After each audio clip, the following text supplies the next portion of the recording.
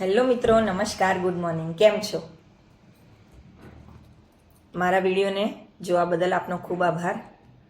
આજે હું એક નવી વાત લઈને આવી છું કે ભારતમાં ધાર્મિક ઉત્સવોનું મહત્ત્વ કેમ છે, શું છે.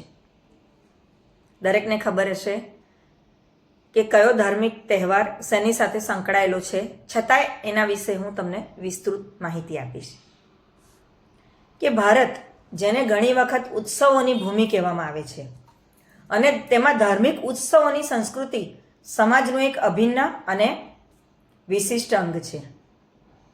અહીંના ધાર્મિક ઉત્સવો માત્ર ધાર્મિક રીતિ રિવાજો સુધી સીમિત નથી, પરંતુ તે સામાજિક, સાંસ્કૃતિક, આર્થિક અને વ્યક્તિગત જીવનના પટને ગૂંથતા એક વ્યાપક તાણાબાણા છે.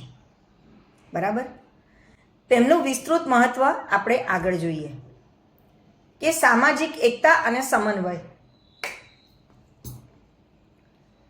વિવિધતામાં એકતા.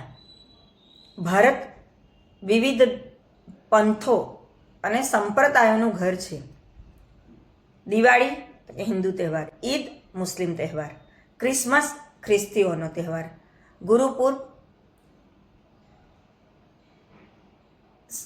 શીખ લોકોનો તહેવાર, મહાવીર જયંતિ જૈન લોકોનો, બુદ્ધ પૂર્ણિમા બૌદ્ધ લોકોનો. એ બધા તહેવાર અને ઉત્સવો સમગ્ર સમાજને એક સૂત્રમાં ગૂંથે છે. એકબીજાના ઉત્સવોમાં ભાગ લેવાથી સહિષ્ણુતા અને પારસ્પરિક સંબંધો મજબૂત બને છે, એકતા આવે છે, સામાજિક બંધનોનું સબળીકરણ થાય. ઉત્સવો પરિવાર, સગા સંબંધીઓ અને પડોશીઓ એકઠા થવાનું, એકબીજાને મળવાનું અને બંધનોને રીચવાનું એક મુખ્ય માધ્યમ છે. સંયુક્ત પૂજા, ભોજન અને ઉજવણીઓ સામાજિક એકતાને પોષે છે. હવે એના સાંસ્કૃતિક વારસાનું સંરક્ષણ અને પ્રસાર એના વિશે વાત કરીએ તો પરંપરાઓનું હસ્તાંતરણ. કેવું અઘરું લાગે છે નહીં? પરંપરાઓનું હસ્તાંતરણ. પણ એટલે શું? કે દરેક ઉત્સવ સાથે જોડાયેલા રીત રિવાજો, વ્રત, વિધિઓ, ભક્તિગીત, નૃત્ય, નાટક એટલે રામલીલા જેવા, અને કથા વાર્તાઓ પેઢીઓમાં હસ્તાંતરિત થાય. આપણે જે વાત ના કર્યું હસ્તાંતરિત થાય એટલે એનું વિધિવત એમાં લેખન થાય.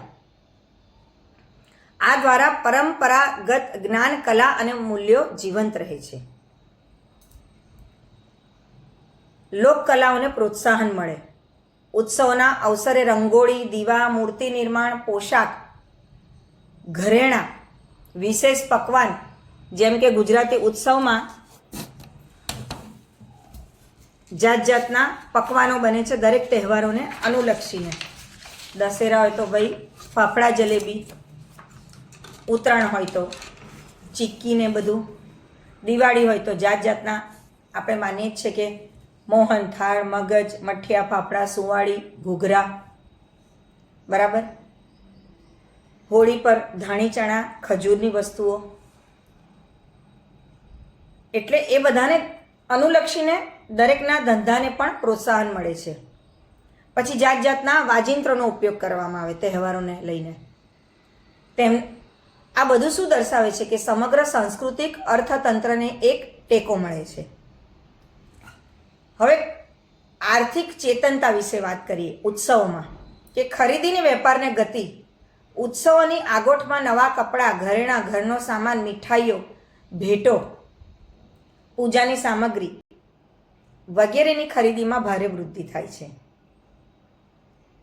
આખો વેપાર ઉદ્યોગ સજીવ થઈ જાય છે.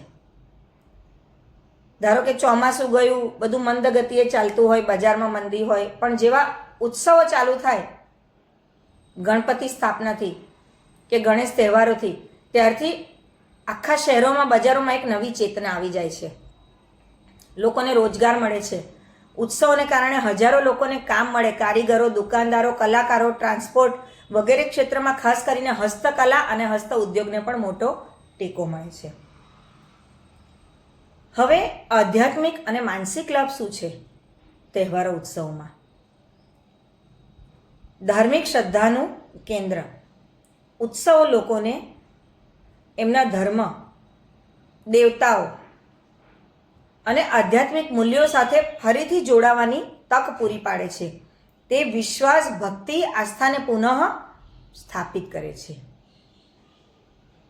બીજું કે માનસિક શાંતિ અને આનંદ.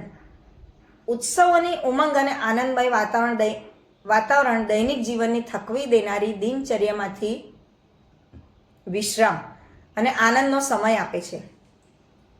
પરિવાર સાથેનો સમય તણાવ ઘટાડે છે અને માનસિક સુખાકારી વધારે છે. હવે આગળ વાત કરીએ કે નૈતિક મૂલ્યોનું શિક્ષણ. તો ઉત્સવમાંથી સદગુણોનો વિકાસ થાય. દરેક ઉત્સવ પાછળ કોઈ નૈતિક સંદેશ હોય છે. દિવાળી અંધાર પર પ્રકાશનો વિજય, ઈદ ઉલ ફિત્ર ત્યાગ અને દાનનો, દશેરા સત્ય પર અસત્યની હાર, રાવણ પર રામની વિજય, અધર્મ પર ધર્મનો વિજય, ક્રિસમસ પ્રેમ અને શાંતિનો. આ ઉત્સવો નાના બાળકોને શિક્ષણનું મૂલ્ય, તહેવારોનું મહત્ત્વ પણ સમજાવે છે. આજકાલ તો ઇન્ટરનેટ ને મોબાઈલમાં જોઈને ઘણું બધું શીખી જાય છે, પણ એના નૈતિક મૂલ્યો છે જે આપણી ધાર્મિક સંસ્કૃતિમાંથી આવે છે, તે આપણે જ આપણા બાળકોને આ બધી માહિતી દ્વારા પ્રદાન કરી શકીશું. હવે ઋતુચક્ર અને આ ભૌગોલિક વ્યવસ્થા સાથે એનું સંકલન શું છે ઉત્સવોનું? તો કુદરત સાથે જોડાણ. ઘણા ઉત્સવો ઋતુઓ અને કૃષિ ચક્ર સાથે જોડાયેલા છે.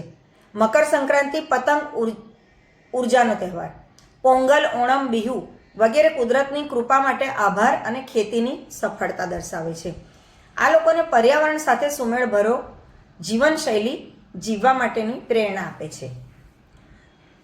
હવે રાષ્ટ્રીય પ્રતીક તરીકે ભારતની ઓળખ. વિશ્વભરમાં ભારતની ઓળખ એના રંગબેરંગી જીવન અને પવિત્ર ઉત્સવો સાથે જોડાયેલી છે. આ ઉત્સવો પર્યટનને પણ આકર્ષે છે અને આંતરરાષ્ટ્રીય સ્તરે ભારતીય સંસ્કૃતિનું પ્રદર્શન કરે છે. હવે છેલ્લે આગળ એનો નિષ્કર્ષ એ જોઈએ મિત્રો. તો ભારતના ધાર્મિક ઉત્સવ માત્ર પરંપરા નથી, પણ તે જીવનને એક માર્ગ સાથે જોડે છે. તેઓ આખા સમાજને જોડે છે, સંસ્કૃતિને જીવંત રાખે છે, અર્થતંત્રને ટેકો આપે છે અને વ્યક્તિને આધ્યાત્મિક સંતોષ અને આનંદ પ્રદાન કરે છે. આ ઉત્સવો ભારતની વિવિધતામાં એકતા એનું જીવંત ઉદાહરણ છે અને દેશની સામાજિક સાંસ્કૃતિક રચનાના મજબૂત આધારસ્તંભ છે. આપણે દરેક ઉત્સવને ખૂબ ધામધૂમથી હર્ષો ઉલ્લાસ સાથે કુટુંબ કબીલા સાથે ઉજવીએ છીએ અને એનો આનંદ માણીએ છીએ. તો આજે એની મેં વિસ્તૃત વાત કરી. મારા આ વિડીયોને લાઇક શેર કરવા વિનંતી. આ વિડીયોને જોવા બદલ તમારો ખૂબ આભાર. મારી ચેનલને સબસ્ક્રાઈબ કરજો, સાથે બેલ આઇકન પ્રેસ કરી દેજો. ફરી નવા વિડીયો સાથે ફરી મળીશું. જય શ્રી કૃષ્ણ.